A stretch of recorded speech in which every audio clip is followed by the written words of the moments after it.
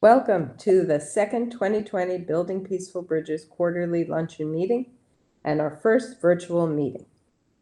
I am Lori Lucchetti, President and co-founder of Building Peaceful Bridges. Be appreciated, I think, if everybody would mute at this time, because then when Jim does his presentation, the clarity will be better. Building Peaceful Bridges has a mission that is twofold. We foster multicultural relationships by, one, assisting in the integration of refugees into American society, and two, by educating communities on the challenges faced by refugees, the population, through their stories. In 2020, our bridge builders have held successful food drives for refugee families, graduated a sponsored family to independence, and we sponsored a number of speaking engagements by Akla Mahmood, our co-founder, about her life and her book, A Disappearance in Damascus. BPB works with refugees in phase 2 of the integration process. We partner with U.S. Refugee Resettlement agencies, such as Refugee One, which you'll hear from Jim's today speaking about it. And we fill a void in the refugee relationship integration process by mentoring and sponsoring families. We do this through financial and in-kind donations, educational and emotional support, and we partner with other organizations to provide any of the needed services. Once the resettlement agencies have completed their phase 1 in the integration process, which is under the U.S. Refugee Admissions Program, then BPB steps in. Since 2014, we have gathered for various educational luncheons and meetings. Just like to mention a few people and thank them who are bridge builders. One is Akla Mahmood, who's the co-founder, Marcia Heater, who's our vice president, Leslie Berkowitz, who's our treasurer, Carrie Classic Johnson, who's our legal advisor, Carrie Seuss, who's outreach coordinator, and Sarah Lane Hill, who is a co-host today and also in charge of BPB's donations, and Monique Wall, who is our board emeritus, Gabriela Barreto, who's our spiritual advisor, and Kevin Harvey, who is our IT consultant and in charge of technology today. Our guest speaker, Jim Porter, is the manager of communications and advocacy at Refugee One, Chicago's largest refugee resettlement agency. Jim's role is to raise awareness about refugees through community education, media engagement, and advocacy at the local, state, and federal levels. Jim's works closely with local and national partners to mobilize communities and build coalitions, including the Golden Door Coalition, which you'll hear about today. In addition, Jim's is a board chair of a nonprofit for LGBTQ asylum seekers. He holds degrees in journalism and political science from Indiana University, and Jim's hails from the great state of Kentucky and the town of Louisville.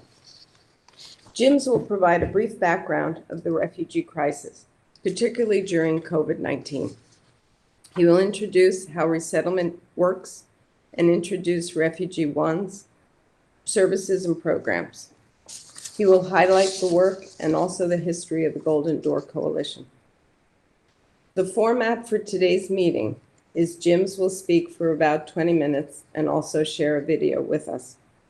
If you have questions during the presentation, please type them into the chat room.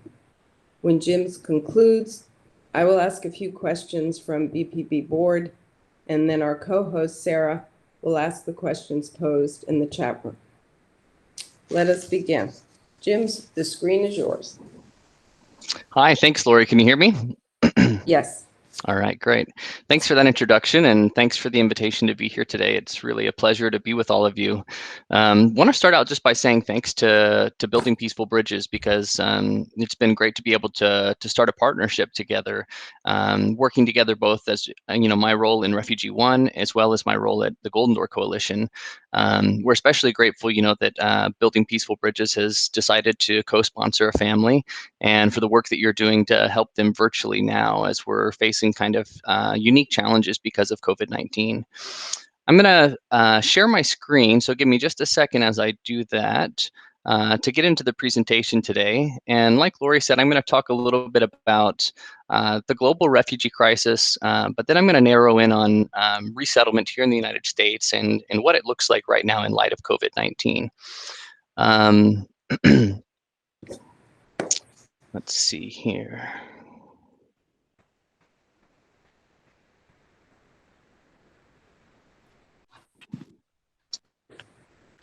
Sorry for the delay. Can you all see the slide now? Mm-hmm. Okay, great. Yes. Thanks. So to start out, I just wanted to talk about Refugee One's mission. And many of you are already familiar with our work because of the co-sponsorship relationship and partnership that we have in place.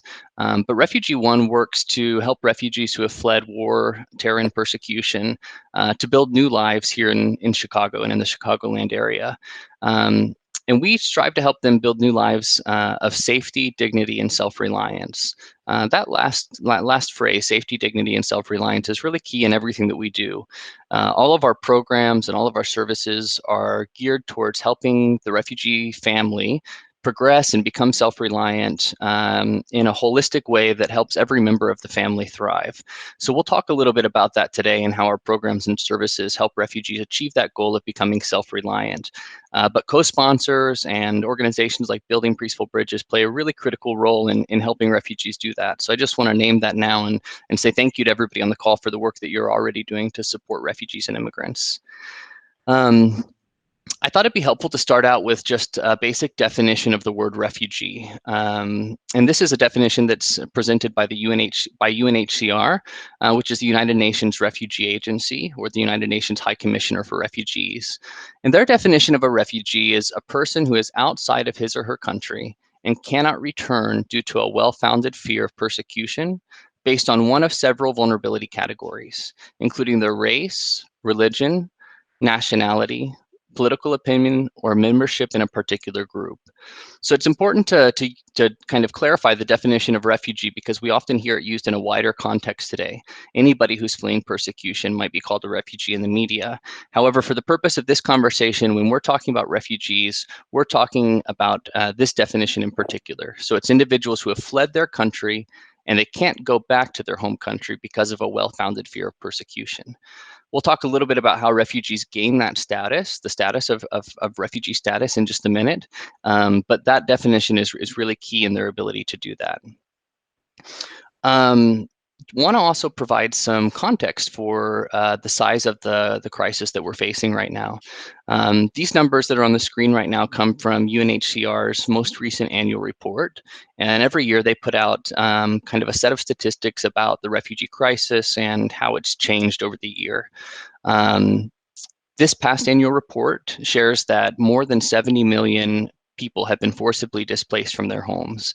So that includes refugees like the description that we just discussed, but it also includes internally displaced people who are similar to refugees in that they're fleeing persecution, but they've not yet been able to flee their country. So they remain in the same country where they were being persecuted.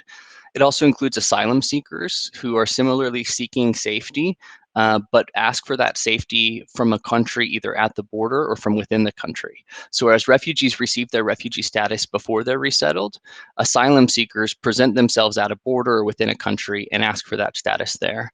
So that's just a little distinction between a couple of the terms that we'll be using. But right now we're witnessing the highest levels of displacement that are really on record. It's a global humanitarian crisis of a scale that we've never seen. As you can see on the screen, every day 37,000 people are forcibly displaced as a result of conflict and persecution. Across the globe, 1 in every 100 people approximately have been driven from their homes. So this really is a large-scale problem, and one that deserves, international attention and aid and solutions.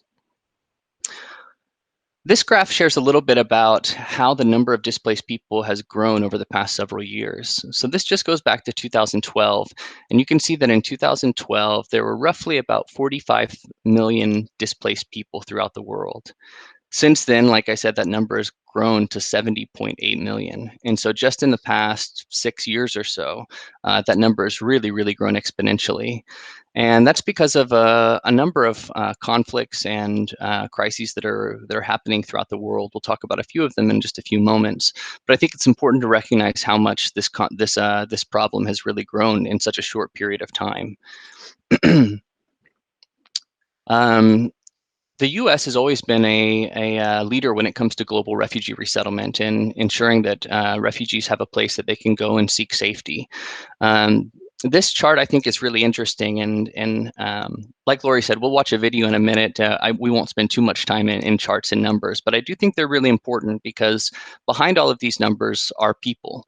And when we look at this chart, for example, we see that the U.S., there's 2 lines on this chart. I'll try and describe it for those on the phone. But the first one in blue shows the number of refugees that the U.S. approved to resettle in any given year. So each year, the president's required to set what is called a presidential determination or a refugee admissions goal. On average, that goal, the refugee admissions goal, has been about 95,000 since the refugee program was founded in the early 80s. The second line on this graph shows the actual number of refugees that were admitted into the country in any given year. So you can see that on average, we come pretty close to meeting the refugee admissions goal, with a few exceptions. There's one right after the year 2000 where we see that we didn't come very close to meeting the goal of 95,000, and that was obviously because of 9/11. Shortly after 9/11, they did a pause on resettlement, although they did continue to welcome refugees during that time, while they reevaluated the safety procedures and the vetting procedures that were in place to make sure refugees were coming here safely. Most recently, in 2016, the refugee admission ceiling was set at 110,000, which again was just a little bit above the average admission ceiling looking back over history. But in the past couple years under this administration, that refugee admission ceiling has dropped from 110,000 all the way down to just 18,000 this year. So we've seen a reduction of more than 80% in refugee arrivals under this administration. And there's a number of reasons that those refugee arrivals have gone down. Part of it's because of new vetting mechanisms that they've implemented. Specifically, there's a measure called the Security Advisory Opinion, under which refugees coming from Muslim-majority countries and a few other groups go through an additional layer of scrutiny and vetting before they can come to the U.S. However, those who have been targeted for that and who have to go through the Security Advisory Opinion, they've already completed the whole resettlement process to get approved for it. And so what's problematic is each part of that process, every security check, every medical check, every security screening, has about a 2-month window of validity. And so by making refugees go through new vetting measures, it's actually causing their old checks to expire, which means that once they finish the Security Advisory Opinion, they have to go back to the beginning of the pipeline and start the process all over again. So you see that it's not only reducing the number of refugees that are coming to the country, but it's also making it more difficult for those who have already been approved to get here. Of course, the refugee travel ban that was implemented just 1 week after the president took office has also had a huge impact on refugee arrivals, as a large percentage of refugees came from countries traditionally that were Muslim majority. And those have been targeted by the travel ban, many of them, and that's also contributed to the decline in arrivals. Right now, the refugees that we're seeing at Refugee One and the refugees we've been helping for the past several years have come from one of several different locations, kind of the 3 main regions. And I apologize, this shouldn't say major conflict regions. It should say refugee origin regions. So I apologize for that. But one region is the Middle East, and we continue to see a large need for resettlement of Syrian refugees. However, we've seen very few Syrian refugees resettled under this administration. That's been a big change in the demographics that we've been working with since the previous administration.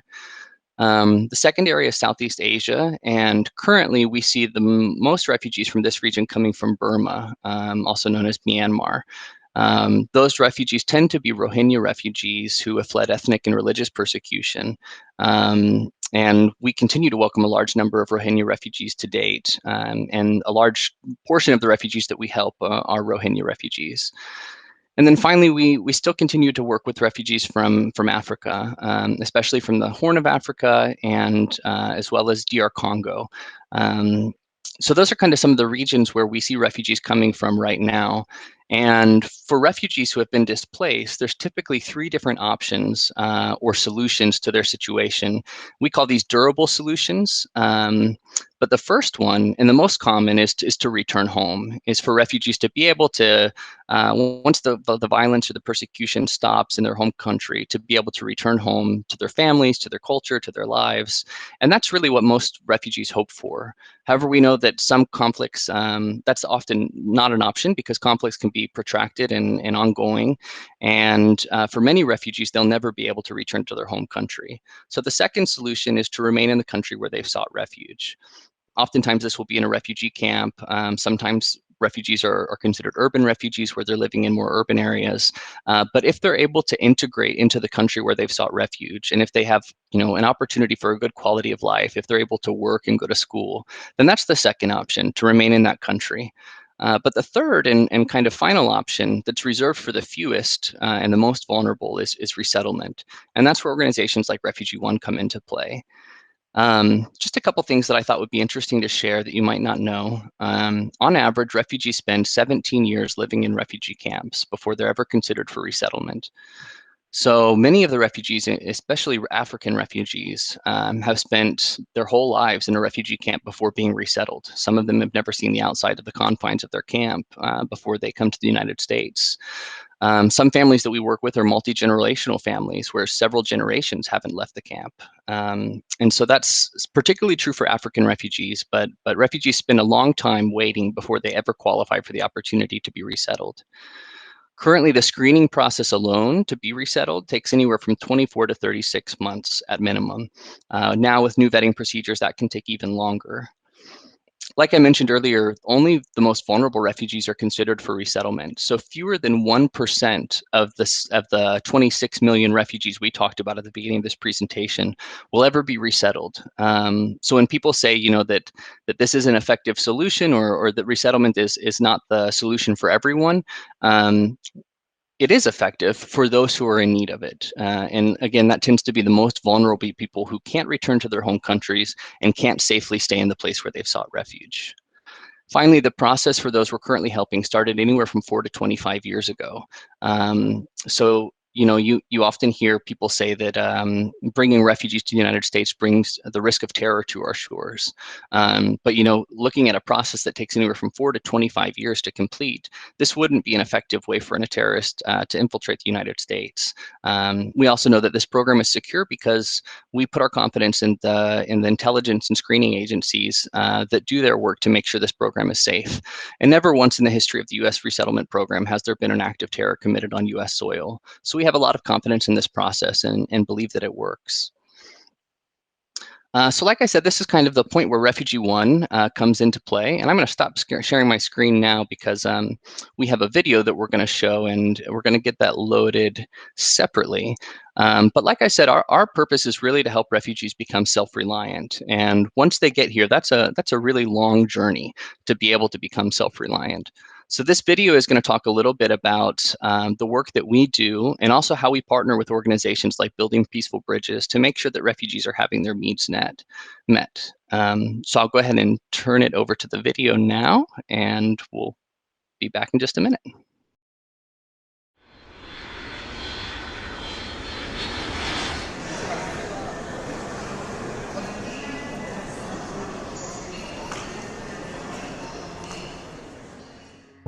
When we were at the airport, everybody was wearing really thick jackets because they thought it would be really cold here.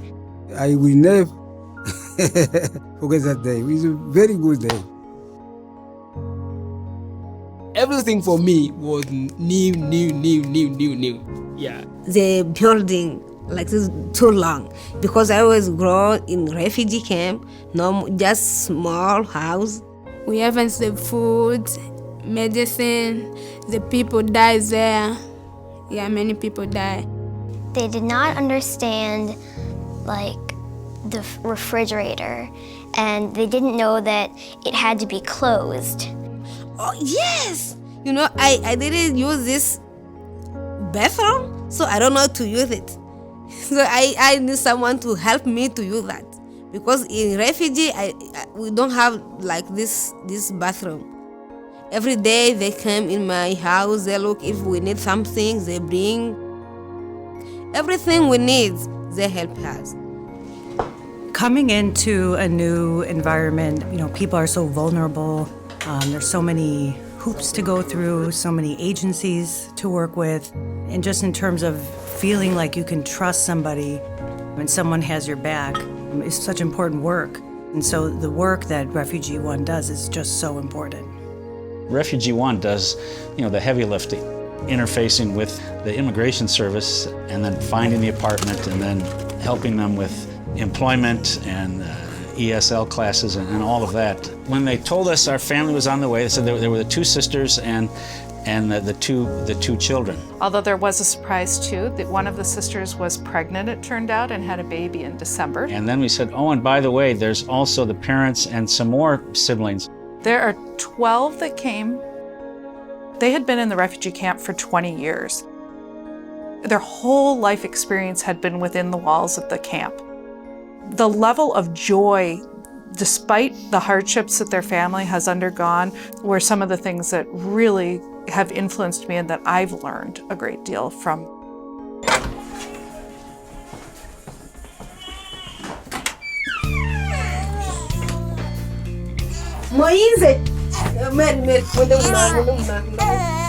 Agnes and Musa, I call them my little twins because they're always together.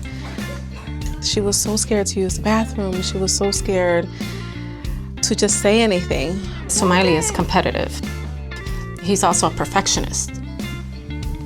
Musa was just eager.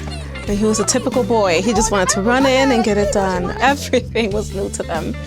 Everything. The lunchroom, the playing in the playground, running home because they lived a block away.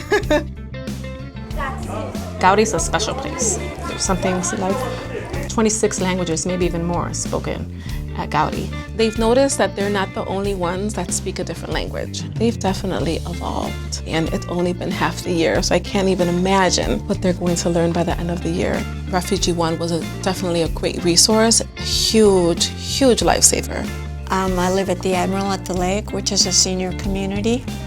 They come to the Admiral with the teacher, they walk over, it's about 2 blocks, and the senior residents tutor the kids. And then you finish. They are very eager learners and thrilled to come and get help and practice their reading. And we're all communicating just beautifully, just beautifully. 2, 1, go!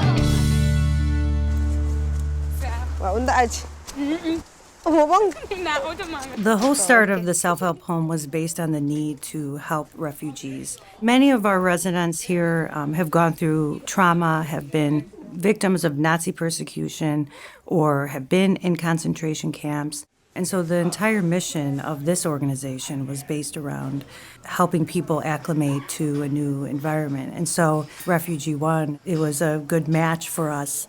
Yeah, the Refugee One helped us to find this job. I like this job because he helped me to learn. I learned more English here. I put them both in the same shift. If one of them knows 2 words of English and the other one knows less, even that much will help them. If I stay home, I don't know the English. But if I come here, I learn English with the people here. I want to go back to school because in my country I didn't finish. I just do 3 years. I want to continue with social worker. I want to be a lawyer because the life in camp is not good. I need to to help the people there. Is that your baby? Is that your baby? Peter Bob, I need to learn English and to go to school. He needs to be president. What will he do when he's president? He will help the people. When we've been in Africa, so we live with wars of our family, so maybe we can be killed. So we are very, very, very, very, very important to be here because we are protected. Yeah. So of course they want to be here. Who wouldn't want to be here? And hopefully it'll stay a place that everybody wants to be. A place where people can come and know that their family will be safe and have a future. Refugee One is such an amazing organization. They have in the high 90% success rate of having all of the people that come as refugees completely financially on their own within 6 to 9 months after they arrive, which is amazing. But it's also our calling to embrace those who are new, those who need a place to open our arms and to welcome them. And we're richer because of it. So I'm going to switch back over and share a couple more slides as we wrap up the presentation portion of this. But we just wanted to share that video because first, I think the family and their story is really amazing. As it said in the video, they spent more than 20 years living in a refugee camp. And while they were there, they formed a band called God's Grace. And you can actually go on our website to the video section of our website and see a music video that we helped them record. It's them singing a song of theirs called Upendo, which means love.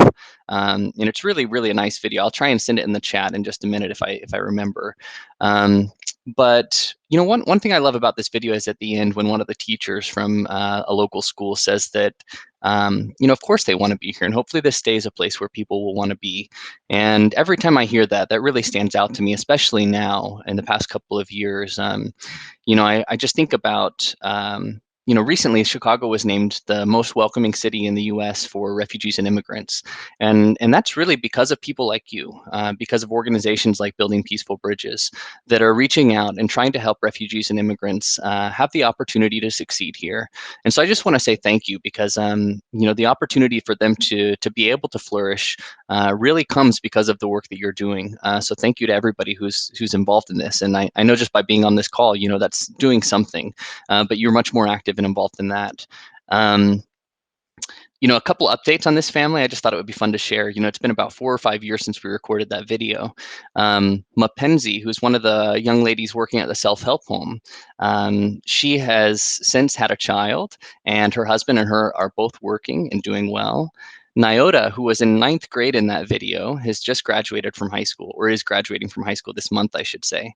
And she's decided in the midst of this pandemic to go to school for nursing. And she's been accepted to a local college and is going to be going to school to become a nurse, which I thought was just amazing considering everything that's going on right now. Lalia, another one of the young women who was working at the self-help home, she still works there, serving other refugees who have fled persecution just like her. And recently, Refugee One was able to help reunite her with her husband. When Lalia arrived here in Chicago, she was pregnant with her first child, but her husband's application hadn't been approved yet, and so she had to come here without him while he waited behind in the refugee camp where they'd lived. So we were able to help them file an application and go through a series of appeals in order to have her family join them here. He came this past February and they had a beautiful reunion at O'Hare where they were so excited to see each other, and Bob was able to meet their son, Peter Bob, who you saw in the video, for the first time. Just recently, Lalia called me to share the good news that they're expecting their second child. And so their family is doing so well and really thriving. And a large part of that is because of the co-sponsors that were there to support them. Just, you know, some information about Refugee One and the work that we do. Since 1982, when we were founded, we've resettled more than 18,000 refugees from just about every major world conflict that you can think of. I think somebody in the video said that about 95% of the refugees that we work with are fully self-reliant or no longer relying on Refugee One for rental support and other forms of financial assistance within the first year of arrival. which is really incredible considering all the challenges that they have to overcome. Refugee One provides English classes to help them learn English and workforce development services to help them learn about the American job force and find their first jobs. We also provide really important services like a youth program to help refugee youth catch up with their peers socially and academically. Another important component of our programming, one that sets Refugee apart from other resettlement agencies like us, is that we have a full service mental health program. It's called the Wellness Program, and it's intended to help refugees support their both medical and mental health needs.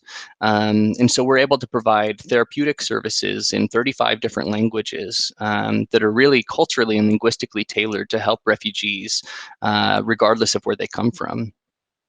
We partner with more than 150 local businesses like the Self-Help Home who hire and employ the refugees that we work with. And we partner with more than 1,000 volunteers like each of you who work with families as individual tutors, as mentors, helping them learn English and learn how to use CTA and navigate the healthcare system. There's so many things that are new to refugees, and people like you are the ones helping them learn how to do those things. I want to talk a little bit as we wrap up now about kind of how this work has changed and what it looks like now kind of in the era of COVID-19. So I thought I'd start out by sharing that most of you may have heard or seen reported in the media that Chicago's West Ridge neighborhood is actually one of the earliest and hardest hit neighborhoods in the region. And West Ridge is also consequently the neighborhood where most refugees make their home upon arrival. I'd say about 95% of the refugees that we work with are initially resettled in the West Rogers Park or West Ridge area. And so we've seen them be one of the hardest hit populations when it comes to COVID in Chicago.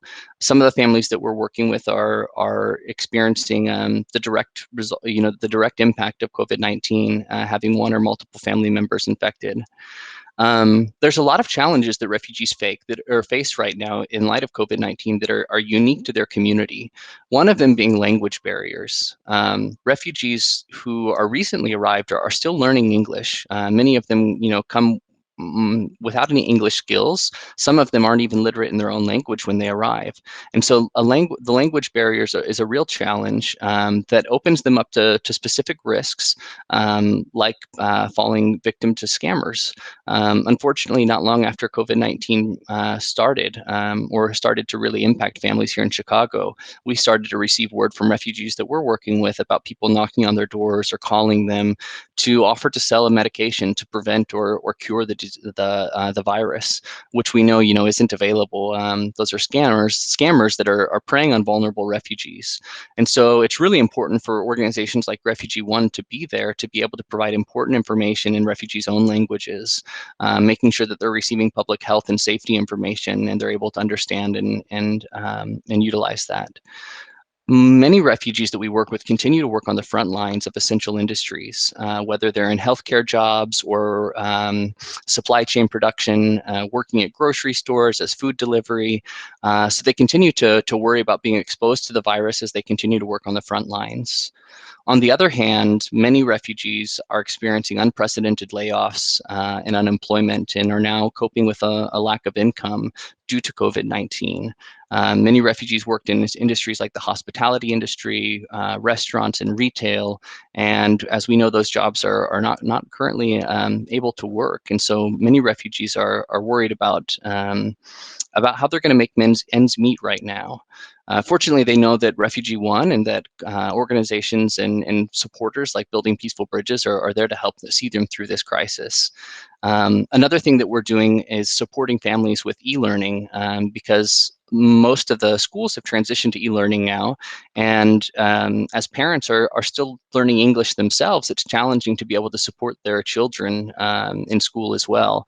So our youth program, as well as the tutors that we partner with, are doing virtual tutoring to support kids in that and make sure that they can continue to stay on top of their studies. So these are just a few of the ways that we're seeing refugees impacted by COVID-19, but they are one of the hardest hit communities, just in terms of the direct and indirect impacts of the virus. And so in terms of thinking about what we can do to help, so many of you are already involved in this already, and the work that you're doing with the co-sponsorship. But I just wanted to talk a little bit about how Refugee One is trying to help those affected by COVID-19 in particular. So obviously, donating to organizations like Refugee One who do this work is one way that you can help. But right now, Refugee One is in the middle of a big fundraising campaign to try and support families impacted by COVID-19. It's our estimate that we have about 80 families who stand in need of additional support in terms of rent and other forms of assistance because they're coping with loss of income. And so we've set a goal to raise $212,000 to help those who have been affected by COVID-19. About 100,000 of that we hope will come from grants from local foundations and organizations that are looking to support communities impacted by COVID-19. But the remainder is our funds that we're soliciting and requesting from individual donors, from communities of faith, from our employer partners, and from anybody who can contribute to this effort. Excuse me, I'm happy to report that we're very close in meeting this goal. I think we've got about, I actually haven't pulled the number, so I won't say how close we are, but we're coming up on meeting that 212 threshold. So any additional funds or donations that people are able to contribute will help meet the needs specifically of those impacted by COVID-19. And then, of course, advocacy is another way to get involved. And I'd be remiss if I didn't spend a little bit of our time together talking about the Golden Door Coalition. I wish we had more time because there's so much that we could share. But I want to spend just a moment talking about Chicago's refugee advocacy organization, and that's the Golden Door Coalition. As Lori mentioned at the top of the meeting, Building Peaceful Bridges is a member of that coalition, and we're really grateful for the support and knowledge and expertise that you've brought to those conversations. But essentially, the Golden Door Coalition serves as a space for all refugee-serving organizations and anybody interested in refugee advocacy to come together and talk about ways that we can advocate for refugees more effectively. And so the Golden Door Coalition has developed a series of recommendations that we're presenting at the state, local, and federal levels to help those who have been impacted by COVID-19 specifically. So if you're interested in learning more, you can reach out to Lori or Carrie, who are both very actively involved in the Golden Door Coalition.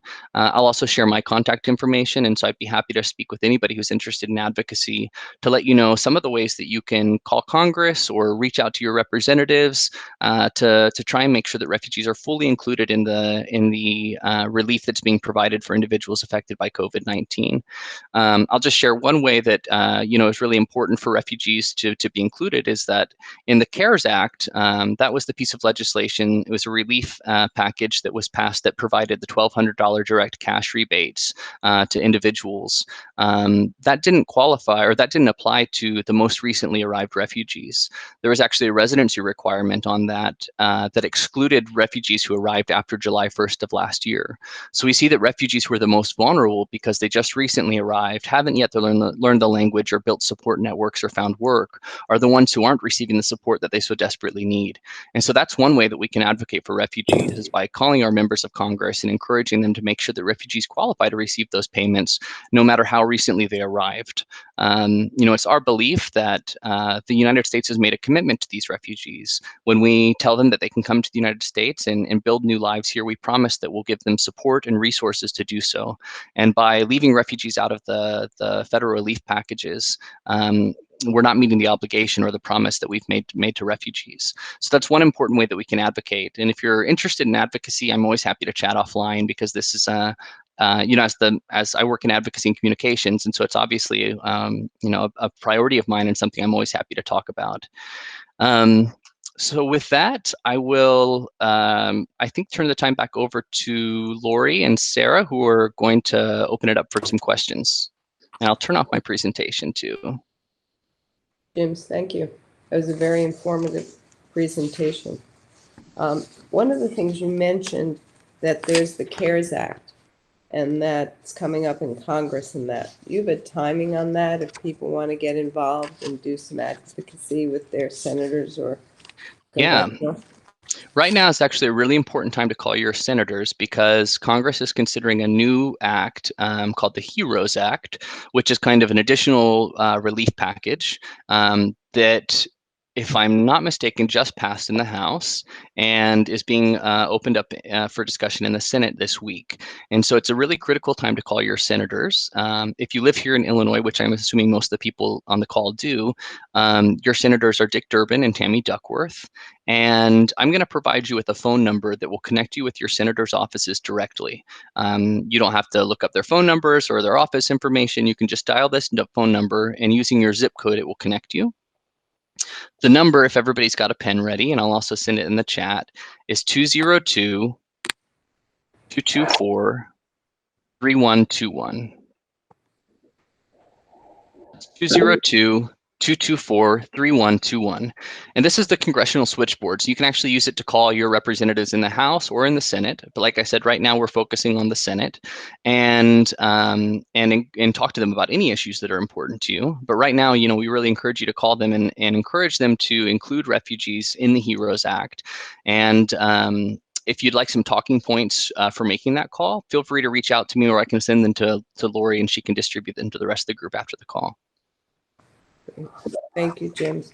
You talked about the crisis now with COVID-19 and some of the issues that they're being confronted with. Would you say that the employment is a critical one?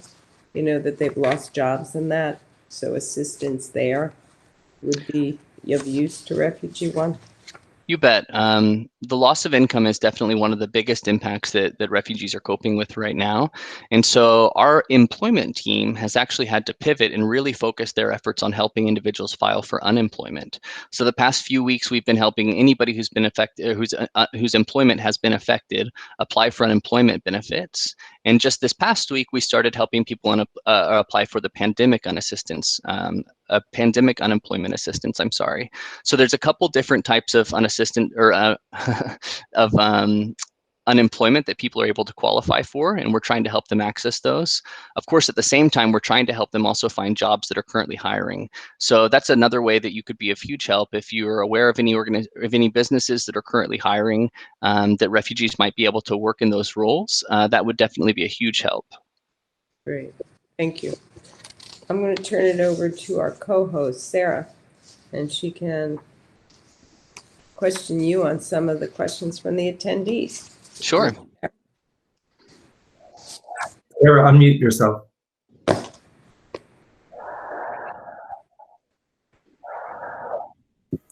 Okay, thank you. All right, we've got a couple of questions, actually a couple of mine generated myself. One of them is, how many refugees asked to come to the United States as compared to the number allowed within the resettlement ceiling? So you showed the two lines of what's allowed, but what's the reality of how many people are asking? That's a good question. So the UNHCR estimates that about 1% of all refugees, so 1% of about 26 million, are in need of resettlement. That's their estimate. I'm pretty bad with math on my toes, so I'm just going to leave it at that. 1% of the 26 million. Each year, about 150,000 refugees are resettled worldwide. So it's pretty small, the number of groups that we actually resettled across the globe. Mm-hmm. Mm-hmm. And then Lise had a question. One of the individuals in the video used the term concentration camp. What are your thoughts on that term? And is it used for certain refugee camps? That's a good question. I think the reason the person in the film chose to use the word concentration camp is because the Self-Help Home was actually founded as a Jewish organization to help refugees who fled Nazi persecution. So many of the people living in the Self-Help Home and that the organization was traditionally founded to help had lived in Nazi concentration camps.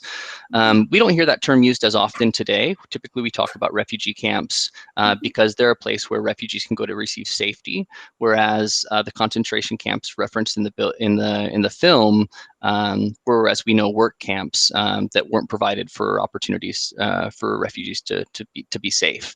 So that's the real distinction between the two. I just want to add, if anyone has any other questions to add while we're talking, to please just put them in the chat room if there's something else someone would like to say. Another question: how do families literally transition from Refugee One to, say, building peaceful bridges?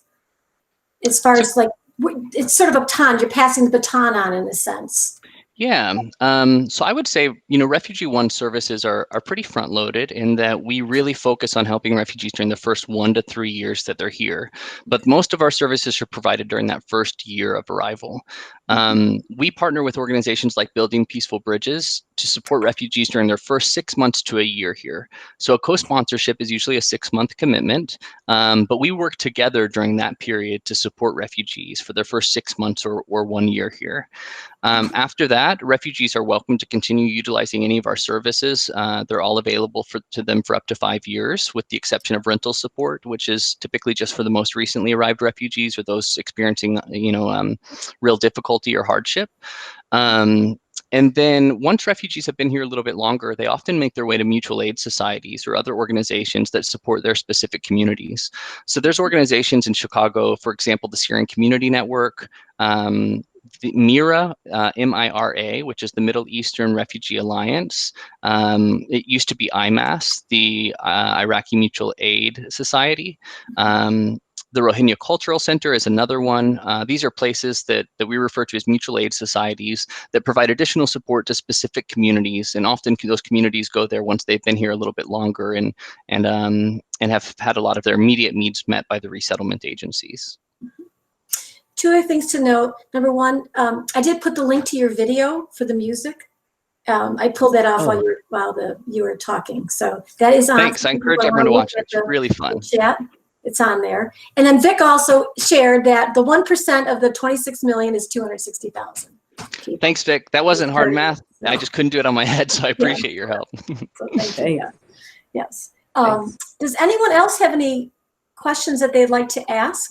I have to say thank you. Thank you, Jim. This is really informative.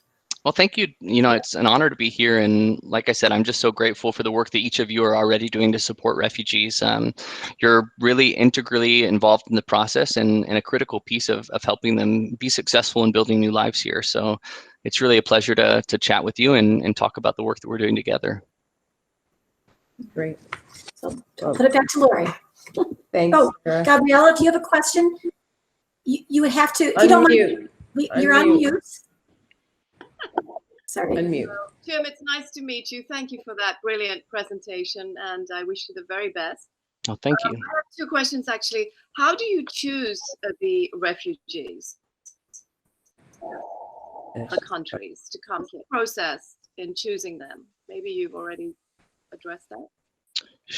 Sure. It broke up a little bit, but I think I heard the question is, how are refugees selected to come to the United States? Yes. Okay. So Refugee One doesn't actually make that decision. The way resettlement works in the US, there are 9 national resettlement agencies that are large national organizations that are contracted with the State Department to resettle refugees. So the full vetting process happens abroad with UNHCR, and then even the United States vetting procedures all happen abroad. And refugees are recommended for resettlement. So it's not something they can actually apply for themselves. It's a recommendation that they receive because they're too vulnerable to stay where they're at or return home. So we receive recommendations for people that have been referred for resettlement because of that. And those recommendations or referrals go to the 9 national resettlement agencies that I mentioned, each of which have smaller affiliate offices like Refugee One. So we are an affiliate of one national agency that's contracted with the State Department to resettle refugees. So we don't make the selection ourselves. That's done by the American government and through UNHCR's vetting process. Okay. And the other question I had, just very quickly, is what about their faith? Is their faith supported here? Are there resources for them to go to have that spiritual support as well? You bet. That's a great question and a really critical piece of the conversation too. Many refugees come from faith traditions and have often been persecuted because of their religious beliefs. So it's important that they're supported in that faith tradition once they get here.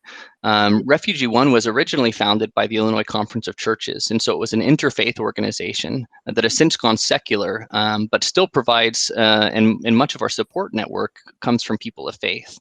A lot of the organizations that I mentioned, like the Syrian Community Network, Network and the Rohingya Cultural Center also provide support kind of in terms of faith traditions, in that the Syrian Community Network partners with lots of different mosques throughout the Chicagoland area to support refugees.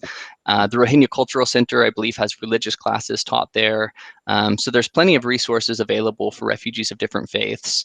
There are some congregations of Congolese Christians, for example, who have started their own congregations and specifically kind of grouped together like that. So it's really a vibrant faith community kind of within the refugee community as well.